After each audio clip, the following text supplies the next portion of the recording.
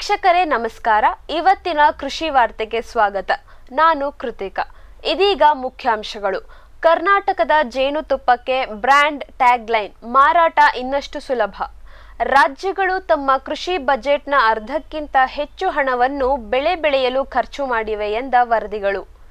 ನೈಸರ್ಗಿಕ ಕೃಷಿ ಜೋಳದ ಹಿಟ್ಟನ್ನು ಶೀಘ್ರದಲ್ಲೇ ಪರಿಚಯಿಸಲಿರುವ ಹಿಮಾಚಲ ಪ್ರದೇಶ. ಅಂತರ್ಜಲ ಸಂರಕ್ಷಣೆಗೆ ಬೇಸಿಗೆ ಭತ್ತದ ಕೃಷಿಗೆ ನಿಷೇಧ. ಕುಸಿದ ಸೋನಾ ಮಸೂರಿ ಬೆಲೆ, ಆತಂಕದಲ್ಲಿ ರೈತರು. ಬಂದೇ ಬಿಡ್ತು 2024ರ ಬಾಗಲಕೋಟೆ ತೋಟಗಾರಿಕಾ ಮೇಳ. ಇದೀಗ ವಾರ್ತೆಗಳ ವಿವರ. ಕರ್ನಾಟಕದ ಜೇನುತುಪ್ಪಕ್ಕೆ ಬ್ರ್ಯಾಂಡ್ ಟ್ಯಾಗ್ ಲೈನ್, ಮಾರಾಟ ಇನ್ನಷ್ಟು ಸುಲಭ. ಕರ್ನಾಟಕದ ಜೇನು ಕೃಷಿಕರಿಗೆ ತೋಟಗಾರಿಕೆ ಇಲಾಖೆ ಸಿಹಿ ಸುದ್ದಿ ನೀಡಿದೆ. ನಮ್ಮ ರಾಜ್ಯದಲ್ಲಿ ಉತ್ಪಾದಿಸಲಾಗುವ ಜೇನಿನ ಉತ್ಪನ್ನಗಳನ್ನು ಜನಪ್ರಿಯಗೊಳಿಸುವ ನಿಟ್ಟಿನಲ್ಲಿ ಮತ್ತು ಸುಧಾರಿತ ಮಾರುಕಟ್ಟೆ ವ್ಯವಸ್ಥೆಯನ್ನು ಕಲ್ಪಿಸಿ ಝೇಂಕಾರ ಎಂಬ ಬ್ರ್ಯಾಂಡಿಂಗ್ ಮೂಲಕ ಜಾಗತಿಕ ಮಟ್ಟದಲ್ಲಿ ಮಾರಾಟ ಮಾಡುವ ಉದ್ದೇಶದಿಂದ ಬ್ರ್ಯಾಂಡ್ ಟ್ಯಾಗ್ ಲೈನ್ ಮತ್ತು ಲೋಗೋ ಮೂಲಕ ಮಾರಾಟ ಮಾಡಲು ಅವಕಾಶ ನೀಡಲಾಗಿದೆ. ಝೇಂಕಾರ ಬ್ರ್ಯಾಂಡ್ನ ಮೂಲಕ ಮಾರಾಟವಾಗುವುದರಿಂದ ಎಲ್ಲಿಯೇ ಹೋದರೂ ಸಹ ಕರ್ನಾಟಕದಲ್ಲಿ ತಯಾರಾದ ಜೇನುತುಪ್ಪವನ್ನು ಗುರುತಿಸಿ ಗ್ರಾಹಕರು ಖರೀದಿ ಮಾಡಬಹುದು. ಇದರಿಂದ ಜೇನುತುಪ್ಪಕ್ಕೆ ಇನ್ನಷ್ಟು ಬೇಡಿಕೆ ಬಂದು ಜೇನು ಕೃಷಿಕರಿಗೆ ಇದು ವರದಾನವಾಗಲಿದೆ ಎಂಬುದು ಹಲವರ ಅಭಿಪ್ರಾಯ. ಜೇನು ಕೃಷಿಕರು, ಜೇನುತುಪ್ಪ ಉತ್ಪಾದಕರು, ಜೇನು ಕೃಷಿ ಸಹಕಾರ ಸಂಘಗಳು ಪ್ರಸ್ತುತ ಈ ಝೇಂಕಾರ ಬ್ರ್ಯಾಂಡ್ ಹೆಸರನ್ನು ಉಪಯೋಗಿಸಿಕೊಂಡು ಜೇನಿನ ಉತ್ಪನ್ನಗಳನ್ನು ಮಾರಲು ಅವಕಾಶವನ್ನು ನೀಡಲಾಗಿದೆ. ತೋಟಗಾರಿಕೆ ಇಲಾಖೆಯ ಮಾಲೀಕತ್ವದ ಈ ಬ್ರ್ಯಾಂಡ್ನ ಅಡಿಯಲ್ಲಿ ಜೇನಿನ ಉತ್ಪನ್ನಗಳನ್ನು ಮಾರಲು ಇಚ್ಛಿಸುವವರು ನಿಗದಿಪಡಿಸಿದ 2,500 ರೂಪಾಯಿ ನೋಂದಣಿ ಶುಲ್ಕವನ್ನು ಪಾವತಿಸಿದ ಚಲನ್ ಅನ್ನು ಸಂಬಂಧಪಟ್ಟ ಜಿಲ್ಲಾ ತೋಟಗಾರಿಕೆ ಉಪನಿರ್ದೇಶಕರಿಗೆ ಸಲ್ಲಿಸಿದ ನಂತರ ಈ ಝೇಂಕಾರ ಹೆಸರು, ಟ್ಯಾಗ್ ಮತ್ತು ಲೋಗೋವನ್ನು ಬಳಸಿಕೊಳ್ಳಲು ಅನುಮತಿ ನೀಡಲಾಗುತ್ತದೆ. ರಾಜ್ಯಗಳು ತಮ್ಮ ಕೃಷಿ ಬಜೆಟ್ನ ಅರ್ಧಕ್ಕಿಂತ ಹೆಚ್ಚು ಹಣವನ್ನು ಬೆಳೆ ಬೆಳೆಯಲು ಖರ್ಚು ಮಾಡಿವೆ ಎಂದ ವರದಿಗಳು. ಕಳೆದ 2022-2023ರಲ್ಲಿ ರಾಜ್ಯಗಳು ತಮ್ಮ ಕೃಷಿ ಬಜೆಟ್ನಲ್ಲಿ ಮೀಸಲಿರಿಸಿದ ಅರ್ಧಕ್ಕಿಂತ ಹೆಚ್ಚು ಹಣವನ್ನು ಕೃಷಿ ಮತ್ತು ಅದರ ಸಂಬಂಧಿತ ಚಟುವಟಿಕೆಗಳಿಗೆ ಖರ್ಚು ಮಾಡುತ್ತಿವೆ ಎಂದು ಮನಿ ಕಂಟ್ರೋಲ್ ವರದಿ ಮಾಡಿದೆ.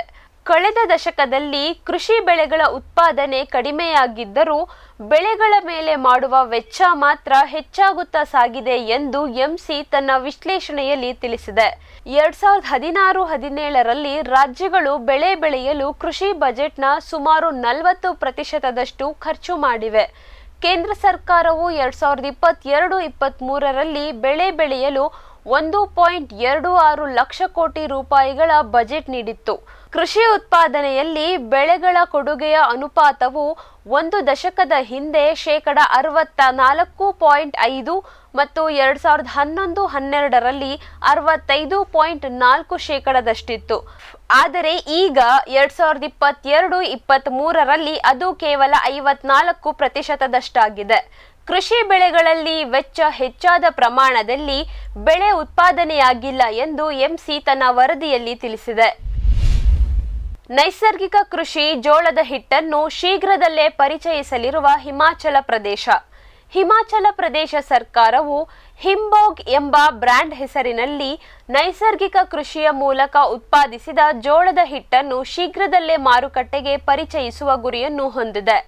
ಲೌಹಾಲ್, ಸ್ಪಿತಿ ಮತ್ತು ಕಿನ್ನೌರ್ ಜಿಲ್ಲೆಗಳನ್ನು ಹೊರತುಪಡಿಸಿ ರಾಜ್ಯಾದ್ಯಂತ ನೈಸರ್ಗಿಕ ಕೃಷಿಯನ್ನು ಮಾಡುತ್ತಿರುವ 1,506 ಕುಟುಂಬಗಳಿಂದ 4,000 ಕ್ವಿಂಟಲ್ಗೂ ಹೆಚ್ಚು ಜೋಳವನ್ನು ಖರೀದಿಸಲಾಗಿದೆ ಎಂದು ಮುಖ್ಯಮಂತ್ರಿ ಶ್ರೀ ಸುಖವೀಂದರ್ ಸಿಂಗ್ ಸುಖು ಅವರು ತಿಳಿಸಿದ್ದಾರೆ. ಇದೇ ಸಂದರ್ಭದಲ್ಲಿ ಮಾನ್ಯ ಮುಖ್ಯಮಂತ್ರಿಗಳು ಮಾತನಾಡಿ, ಗೋಧಿ ಮತ್ತು ಜೋಳಕ್ಕೆ ಅತ್ಯಧಿಕ ಕನಿಷ್ಠ ಬೆಂಬಲ ಬೆಲೆಯನ್ನು ಘೋಷಿಸಿದ ಮೊದಲ ರಾಜ್ಯ ಹಿಮಾಚಲ ಪ್ರದೇಶ ಎಂದು ಹೇಳಿದರು. ಇದಲ್ಲದೆ ಸರ್ಕಾರವು ಗೋಧಿಗೆ ಕಿಲೋಗ್ರಾಂಗೆ 40 ರೂಪಾಯಿ ಮತ್ತು ನೈಸರ್ಗಿಕ ಕೃಷಿಯ ಮೂಲಕ ಉತ್ಪಾದಿಸುವ ಜೋಳಕ್ಕೆ 30 ರೂಪಾಯಿ ಎಂಎಸ್ಪಿ ನೀಡುತ್ತಿದೆ. ಸರ್ಕಾರವು ಪ್ರಸ್ತುತ 35,000 ಹೆಕ್ಟೇರ್ ಭೂಮಿಯಲ್ಲಿ ನೈಸರ್ಗಿಕ ಕೃಷಿಯನ್ನು ಉತ್ತೇಜಿಸುತ್ತಿದೆ. ರಾಜ್ಯದ 1.98 ಲಕ್ಷ ರೈತರು ಇದರ ಪ್ರಯೋಜನವನ್ನು ಪಡೆಯುತ್ತಿದ್ದಾರೆ. 1.5 ಲಕ್ಷಕ್ಕೂ ಹೆಚ್ಚು ರೈತರಿಗೆ ಉಚಿತ ಪ್ರಮಾಣೀಕರಣವನ್ನು ಒದಗಿಸಲಾಗಿದೆ. ಮತ್ತು ಹೆಚ್ಚುವರಿ 36,000 ರೈತರಿಗೆ ನೈಸರ್ಗಿಕ ಕೃಷಿಯೊಂದಿಗೆ ಸಂಪರ್ಕವನ್ನು ಕಲ್ಪಿಸಲಾಗಿದೆ ಎಂದು ಈ ಸಮಯದಲ್ಲಿ ಮಾನ್ಯ ಮುಖ್ಯಮಂತ್ರಿಗಳು ತಿಳಿಸಿದ್ದಾರೆ. ಅಂತರ್ಜಲ ಸಂರಕ್ಷಣೆಗೆ ಬೇಸಿಗೆ ಭತ್ತದ ಕೃಷಿ ನಿಷೇಧ. ಉತ್ತರಾಖಂಡ್ ರಾಜ್ಯದ ತರಾಯ್ ಪ್ರದೇಶದಲ್ಲಿ ಅಂತರ್ಜಲ ಅಪಾಯಕಾರಿ ಮಟ್ಟ ತಲುಪಿದೆ. ಇದನ್ನು ನಿಭಾಯಿಸುವ ಹಿನ್ನೆಲೆಯಲ್ಲಿ ಸರ್ಕಾರವು ಉಧಮ್ ಸಿಂಗ್ ನಗರ ಜಿಲ್ಲೆಯಲ್ಲಿ ಬೇಸಿಗೆ ಭತ್ತದ ಕೃಷಿಯನ್ನು ನಿಷೇಧಿಸಿದೆ. ಇದರಿಂದಾಗಿ ಬೇಸಿಗೆಯಲ್ಲಿ ಈ ಪ್ರದೇಶದಲ್ಲಿ ಸುಮಾರು 5,000 ಲಕ್ಷ ಲೀಟರ್ ನೀರನ್ನು ಉಳಿಸಬಹುದೆಂದು ಅಂದಾಜಿಸಲಾಗಿದೆ. 1 ಕಿಲೋಗ್ರಾಂ ಭತ್ತವನ್ನು ಬೆಳೆಯಲು ಸುಮಾರು 5,000 ಲೀಟರ್ ನೀರು ಖರ್ಚಾಗುತ್ತಿದೆ. ಆದರೆ ಮೆಕ್ಕೆಜೋಳಕ್ಕೆ ಭತ್ತದ 1/5 ಭಾಗ ಮಾತ್ರ ನೀರು ಸಾಕು. ಭತ್ತದ ಬದಲಿಗೆ ಬೇಸಿಗೆಯಲ್ಲಿ ಮೆಕ್ಕೆಜೋಳವನ್ನು ಬೆಳೆದಲ್ಲಿ ನೀರು ಉಳಿಯುವುದರೊಟ್ಟಿಗೆ ಬೆಳೆ ಇಳುವರಿ ಮತ್ತು ಲಾಭ ಕೂಡ ಹೆಚ್ಚುತ್ತದೆ ಎಂದು ಜಿಲ್ಲೆಯ ಮುಖ್ಯ ಕೃಷಿ ಅಧಿಕಾರಿ ಅಭಯ್ ಸಕ್ಸೇನಾ ತಿಳಿಸಿದ್ದಾರೆ. ಕುಮಾನ್ ಕಮಿಷನರ್ ದೀಪಕ್ ರಾವತ್ ಮಾತನಾಡಿ, ಅಂತರ್ಜಲ ಮಟ್ಟವನ್ನು ಕಾಪಾಡಲು ಬೇಸಿಗೆ ಭತ್ತದ ಕೃಷಿಯನ್ನು ಶೀಘ್ರದಲ್ಲೇ ಸಂಪೂರ್ಣವಾಗಿ ನಿಷೇಧಿಸಲಾಗುವುದು. ಮೆಕ್ಕೆಜೋಳದ ಹೈಬ್ರಿಡ್ ಬೀಜಗಳು, ಬಿತ್ತನೆ ಸೌಲಭ್ಯ ಮತ್ತು ಕಟಾವು ವ್ಯವಸ್ಥೆಯನ್ನು ಕಲ್ಪಿಸುವ ಮೂಲಕ ಹಾಗೂ ಕನಿಷ್ಠ ಬೆಂಬಲ ಬೆಲೆಯ ಮುಖಾಂತರ ಖರೀದಿಯನ್ನು ಮಾಡಲಾಗುತ್ತದೆ ಎಂದು ಅವರು ತಿಳಿಸಿದರು. ಇದರ ಜೊತೆಗೆ ಮೆಕ್ಕೆಜೋಳ ಅಥವಾ ಕಬ್ಬು ಬೆಳೆಯಲು ಯೋಗ್ಯವಲ್ಲದ ಜೌಗು ಪ್ರದೇಶದಲ್ಲಿ ರೈತರು ಭತ್ತದ ಕೃಷಿಯನ್ನು ಮಾಡಬಹುದು ಎಂದು ಸರ್ಕಾರ ತಿಳಿಸಿದೆ. ಇದೀಗ ಒಂದು ವಾಣಿಜ್ಯ ವಿರಾಮ. ವೆಟ್ಪೆಟ್ ಗಿಡಮೂಲಿಕಾ ಉತ್ಪನ್ನಗಳು. ಬೋವಿಟೋನ್ ವೆಟ್ 33 ಗಿಡಮೂಲಿಕೆಗಳ ಜಾನುವಾರು ಆರೋಗ್ಯವರ್ಧಕ ಟಾನಿಕ್.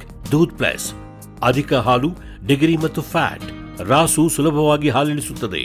ಫಾಸ್ಟ್ ಪ್ಲಸ್ ಗರಿಷ್ಠ ರಂಜಕ, ಕ್ಯಾಲ್ಸಿಯಂ, ಜೀವಸತ್ವಗಳು, ಖನಿಜಗಳು, ಪ್ರೋಬಯೋಟಿಕ್ಸ್ ಇತ್ಯಾದಿ. ಹಸು, ಎತ್ತು, ಎಮ್ಮೆ, ಕೋಣ, ಹಂದಿ, ಕುರಿ, ಆಡು, ಕೋಳಿಗಳಿಗೆ. ವೆಟ್ಪೆಟ್ ಫಾರ್ಮುಲೇಷನ್ಸ್ ಉತ್ಪಾದನೆ, ಶ್ರಮಜೀವಿಯಿಂದ ಸರಬರಾಜು. ಜಾಣ ಹೈನುಗಾರನ ಜಾಣ್ಮೆಯ ಆಯ್ಕೆ ವೆಟ್ಪೆಟ್ ಉತ್ಪನ್ನಗಳು. ಬ್ಯಾರಿಕ್ಸ್ ಹಂಟರ್ ಫೆರ್ಮೋನ್ ಟ್ರಾಪ್ಸ್ನೊಂದಿಗೆ ರೇನೋಸಾರಸ್ ದುಂಬಿ ಮತ್ತು ಕೆಂಪು ಮೂತಿ ಹುಳುಗಳಿಂದ ತೆಂಗು, ತಾಳೆ, ಅಡಿಕೆ ಮರಗಳ ಸಂರಕ್ಷಣೆ. ತರಕಾರಿ ಮತ್ತು ಹಣ್ಣಿನ ಬೆಳೆಗಳಲ್ಲಿ ಹಣ್ಣಿನ ನೊಣಗಳ ನಿಯಂತ್ರಣಕ್ಕೆ ಬ್ಯಾರಿಕ್ಸ್ ಕ್ಯಾಚ್ ಫ್ರೂಟ್ ಫ್ಲೈ ಹಾಗೂ ವೆಜಿಟೇಬಲ್ ಫ್ಲೈ ಟ್ರ್ಯಾಪ್. ರಸ ಹೀರುವ ಕೀಟಗಳನ್ನು ಹಿಡಿಯಲು ಬಣ್ಣದ ಕ್ರೋಮ್ಯಾಟಿಕ್ ಸ್ಟಿಕ್ಕಿ ಟ್ರ್ಯಾಪ್ಸ್. ಪೇಟೆಂಟ್ ಹೊಂದಿದ ತಂತ್ರಜ್ಞಾನ, ದೀರ್ಘಕಾಲದವರೆಗೂ ಬಾಳಿಕೆ. ಕೀಟನಾಶಕಗಳಿಗೆ ಪರ್ಯಾಯ, ಪರಿಸರಕ್ಕೆ ಪೂರಕ. ಸುಸ್ಥಿರ ಸಾವಯವ ಕೃಷಿಗಾಗಿ ಬ್ಯಾರಿಕ್ಸ್. ಸಮೃದ್ಧ ಸಾವಯವ ಗೊಬ್ಬರ, ಎಂಎಸ್ಜಿಪಿ ಮತ್ತು ಕೆಸಿಡಿಸಿ ಉತ್ಪಾದನೆ, ಫಾರ್ಮ್ ಟಿವಿಯಿಂದ ಸರಬರಾಜು. ಅತಿ ಕಡಿಮೆ ಬೆಲೆಗೆ ಅತ್ಯುತ್ತಮ ಗೊಬ್ಬರ. ಇಲ್ಲ ಭಾರಲೋಹ, ಕೃಷಿ ವಿಶ್ವವಿದ್ಯಾಲಯದಿಂದ ಪರೀಕ್ಷಿತ. ಸಾವಯವ ಇಂಗಾಲ, ಎನ್ಪಿಕೆ, ಪಿಎಚ್, ಇಸಿ ಎಲ್ಲ ನಿಗದಿತ ಮಿತಿಯಲ್ಲಿ. ಅಡಿಕೆ, ತೆಂಗು, ಬಾಳೆ, ಕಾಫಿ, ದಾಳಿಂಬೆ, ದ್ರಾಕ್ಷಿ, ಕಬ್ಬು, ಭತ್ತ, ಜೋಳ, ಹತ್ತಿ ಹೀಗೆ ಎಲ್ಲಾ ಬೆಳೆಗಳಿಗೂ ಪ್ರಶಸ್ತ. ಜೀವಂತ ಮಣ್ಣು, ಸಮೃದ್ಧ ಬೆಳೆ. ಅತ್ಯಧಿಕ ಲಾಭಕ್ಕೆ ಬಳಸಿ ಸಿಟಿ ಕಾಂಪೋಸ್ಟ್. ವೆಟ್ಪೆಟ್ ಗಿಡಮೂಲಿಕಾ ಉತ್ಪನ್ನಗಳು. ಮೇಷ ಟಾನಿಕ್, ಕುರಿ ಮತ್ತು ಆಡುಗಳ ಒತ್ತಡ, ರೋಗ, ಕ್ರಿಮಿ ನಿವಾರಕ, ಹೆಚ್ಚಿನ ಬೆಳವಣಿಗೆ. ಕುಕ್ಕುಟ ಟಾನಿಕ್, ಕಡಿಮೆ ಆಹಾರ, ಉತ್ತಮ ಆರೋಗ್ಯ, ಕೋಳಿಗಳ ಅಧಿಕ ಬೆಳವಣಿಗೆ. ಕೆಚ್ಚಲು ಕೇರ್, ಕೆಚ್ಚಲು ಬಾವು ಬರದಂತೆ ತಡೆಯಲು, ಬಂದರೆ ಬಾವು ನೋವು ಶಮನಕ್ಕೆ. ವೆಟ್ಪೆಟ್ ಉತ್ಪಾದನೆ, ಶ್ರಮಜೀವಿಯಿಂದ ಸರಬರಾಜು. ಜಾಣ ಹೈನುಗಾರನ ಜಾಣ್ಮೆಯ ಆಯ್ಕೆ ವೆಟ್ಪೆಟ್ ಉತ್ಪನ್ನಗಳು. ವಿರಾಮದ ನಂತರ ಕಾರ್ಯಕ್ರಮಕ್ಕೆ ಮತ್ತೊಮ್ಮೆ ಸ್ವಾಗತ. ಕುಸಿದ ಸೋನಾ ಮಸೂರಿ ಬೆಲೆ, ಆತಂಕದಲ್ಲಿ ರೈತರು. ಉತ್ಕೃಷ್ಟ ಸೋನಾ ಮಸೂರಿ ಭತ್ತಕ್ಕೆ ಮಾತ್ರ ಕಳೆದ ಬಾರಿಗಿಂತ ಈ ಬಾರಿ 700 ರೂಪಾಯಿವರೆಗೆ ದರ ಇಳಿಕೆಯಾಗಿರುವುದು ಬೆಳೆಗಾರರ ಆತಂಕಕ್ಕೆ ಕಾರಣವಾಗಿದೆ. ತುಂಗಭದ್ರಾ ಜಲಾಶಯ ವ್ಯಾಪ್ತಿಯಲ್ಲಿ ಆರ್ಎನ್ಆರ್ ಹಾಗೂ ಸೋನಾ ಮಸೂರಿಯ ನಾನಾ ತಳಿಯ ಭತ್ತವನ್ನು ರೈತರು ಹೆಚ್ಚಾಗಿ ಬೆಳೆಯುತ್ತಾರೆ. ಕಳೆದ ವರ್ಷ ಸೋನಾ ಮಸೂರಿಯ 75 ಕಿಲೋಗ್ರಾಂ ಭತ್ತದ ಚೀಲವೊಂದಕ್ಕೆ 2,400ರಿಂದ 2,600 ರೂಪಾಯಿವರೆಗೂ ಮಾರಾಟ ಮಾಡಿದ್ದ ರೈತರು ಪ್ರಸಕ್ತ ಮುಂಗಾರು ಹಂಗಾಮಿಗೆ ಬೆಲೆ ಇಲ್ಲದೆ ಪರದಾಡುವ ಸ್ಥಿತಿ ಬಂದಿದೆ. ಕಳೆದ ವರ್ಷ ಆರ್ಎನ್ಆರ್ ತಳಿಯ ಭತ್ತಕ್ಕೆ 2,800 ರೂಪಾಯಿವರೆಗೂ ದರವಿತ್ತು. ಆದರೆ ಈ ಬಾರಿ 1850ರಿಂದ 2000 ರೂಪಾಯಿವರೆಗೆ ಮಾತ್ರ ಮಾರುಕಟ್ಟೆಯಲ್ಲಿ ಬಿಕರಿಯಾಗುತ್ತಿದೆ. ಕಳೆದ ವರ್ಷ ಒಂದೇ ಬೆಳೆ ಇದ್ದುದರಿಂದ ಭತ್ತಕ್ಕೆ ಬೇಡಿಕೆ ಹೆಚ್ಚಿತ್ತು. ಈ ವರ್ಷ ಮುಂಗಾರು ಮತ್ತು ಹಿಂಗಾರು ಮಳೆ ಉತ್ತಮವಾದ ಕಾರಣ ಜಲಾಶಯಗಳು ಭರ್ತಿಯಾಗಿವೆ. ಇದರಿಂದಾಗಿ ಬೆಳೆಯು ಚೆನ್ನಾಗಿ ಬಂದಿದ್ದು ಹಲವೆಡೆ ಎರಡನೇ ಬೆಳೆಯ ಬಿತ್ತನೆಯೂ ಆರಂಭವಾಗಿದೆ. ಈ ವರ್ಷ ಭತ್ತದ ದರ ಉತ್ತಮವಾಗಿರಲಿದೆ ಎಂದು ಊಹಿಸಿದವರೆಲ್ಲ ನಿರಾಸೆಗೆ ಒಳಗಾಗಿದ್ದಾರೆ.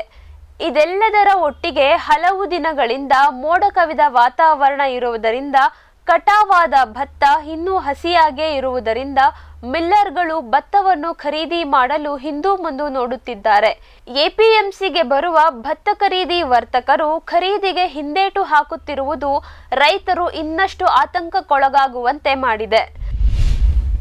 ಸರ್ಕಾರದ ಯಾವುದೇ ಸೌಲಭ್ಯ ಪಡೆಯಲು ಫ್ರೂಟ್ಸ್ ಐಡಿ ಬೇಕೇ ಬೇಕು.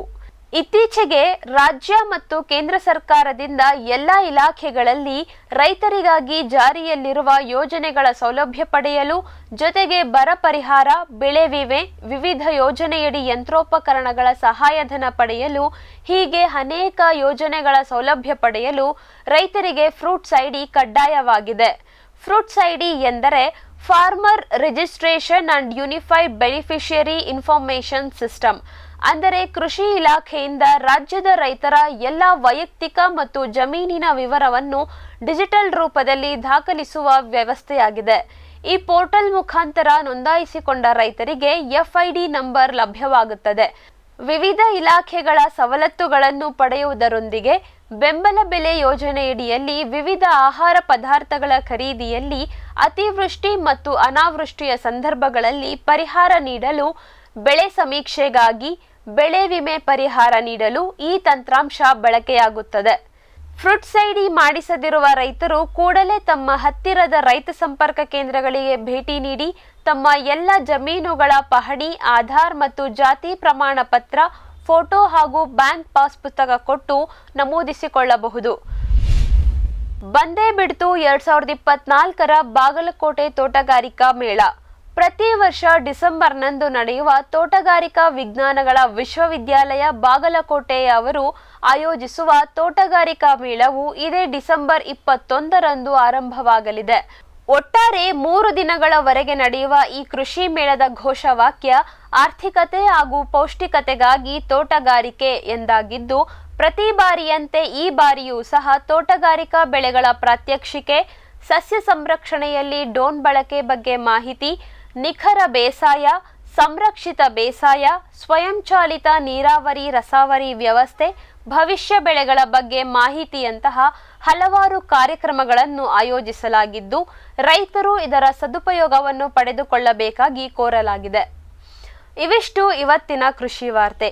ನಿರಂತರ ಕೃಷಿ ಕುರಿತಾದ ಕಾರ್ಯಕ್ರಮಗಳಿಗಾಗಿ ವೀಕ್ಷಿಸಿ ಫಾರ್ಮ್ ಟಿವಿ. ನಮಸ್ಕಾರ.